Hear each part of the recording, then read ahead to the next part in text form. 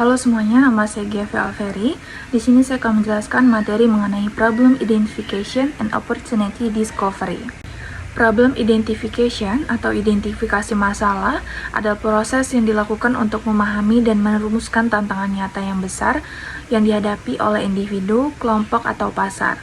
Proses ini bukan sekedar mengakui bahwa ada masalah, tetapi lebih dalam lagi, menggali konteks, melihat siapa saja yang terdampak, dan memahami apa konsekuensi dari masalah tersebut jika tidak segera ditangani. Dalam dunia bisnis, misalnya masalah bisa berupa keluhan pelanggan, proses yang tidak efisien, atau perubahan kebutuhan yang tidak terakomodasi.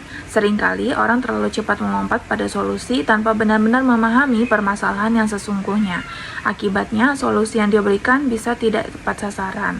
Maka dari itu, proses ini harus dilakukan dengan hati-hati, sistematis, dan berbasis data serta observasi lapangan. Selanjutnya, tidak semua masalah layak untuk diselesaikan. Kita perlu tahu mana masalah yang signifikan dan punya dampak besar.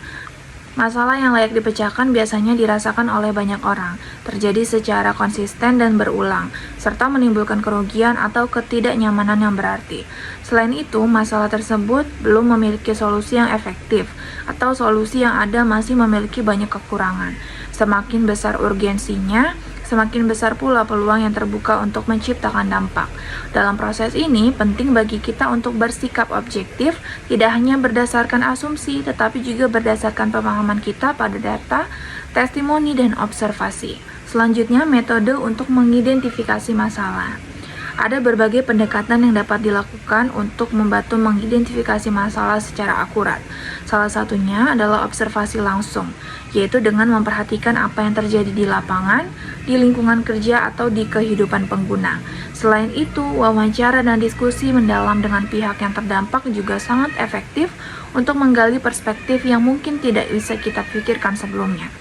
Teknik seperti 5 whys digunakan untuk menggali akar penyebab masalah dengan cara terus bertanya mengapa hingga mencapai sumber utamanya. Diagram fishbone atau Ichikawa juga bisa membantu memetakan berbagai kemungkinan penyebab dalam satu kerangka visual.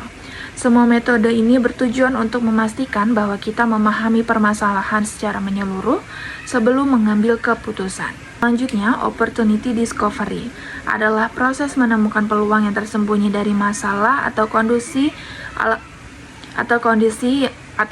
yang sedang berlangsung. Setiap masalah yang belum diselesaikan dengan baik sesungguhnya menyimpan potensi untuk dikembangkan menjadi solusi, layanan, atau produk baru. Proses menemukan peluang ini bukan hanya tentang berpikir positif, tetapi juga tentang kemampuan melihat dari sudut pandang yang berbeda. Selanjutnya, sumber dan bentuk peluang. Peluang bisa berasal dari berbagai sumber, mulai dari masalah internal perusahaan hingga perubahan besar dalam masyarakat. Misalnya, teknologi baru sering menciptakan cara yang lebih efisien untuk menyelesaikan masalah lama, seperti penggunaan AI dalam customer service. Perubahan sosial dan budaya juga bisa membuka pasar baru yang sebelumnya tidak diperhatikan. Selanjutnya, mindset yang dibutuhkan. Untuk bisa mengidentifikasi masalah dan menemukan peluang yang efektif, dibutuhkan mindset yang tepat. Empati adalah kemampuan pertama yang sangat penting. Tanpa empati, kita sulit memahami masalah dari sudut pandang orang lain. Selain itu, pemikiran kritis dan analitis dibutuhkan untuk menyusun informasi dan menghubungkan berbagai penyebab yang mungkin. Kreativitas diperlukan untuk memikirkan kemungkinan solusi dari berbagai perspektif. Terakhir, kita perlu keberanian untuk bertindak dan mengambil resiko. Karena tidak semua ide ada berhasil saat pertama kali dicoba, tetapi bisa dilatih secara bertahap melalui pengalaman dan keterlibatan aktif dalam memecahkan masalah di sekitar kita. Salah satu contoh nyatanya adalah Gojek. Awalnya, masalah yang dihadapi masyarakat perkotaan adalah sulitnya mendapatkan transportasi yang cepat, fleksibel, dan terjangkau. Dengan memahami keluhan ini dan melihat tren penggunaan smartphone yang meningkat, Gojek hadir sebagai solusi pengguna dengan mengemudi ojek. Tidak hanya berhenti di situ, Gojek kemudian menemukan peluang tambahan melalui layanan lain seperti GoFood, GoSend, dan GoPay. Inovasi tersebut lahir dari pemahaman mendalam terhadap masalah yang terus berkembang, serta keberanian untuk mengubahnya menjadi peluang nyata. Selanjutnya, proses praktis yang bisa dilakukan. Untuk memulai proses ini, langkah pertama adalah observasi dan mendengarkan. Yang kedua, lakukan validasi dengan bertanya langsung kepada pengguna atau pihak yang terdampak.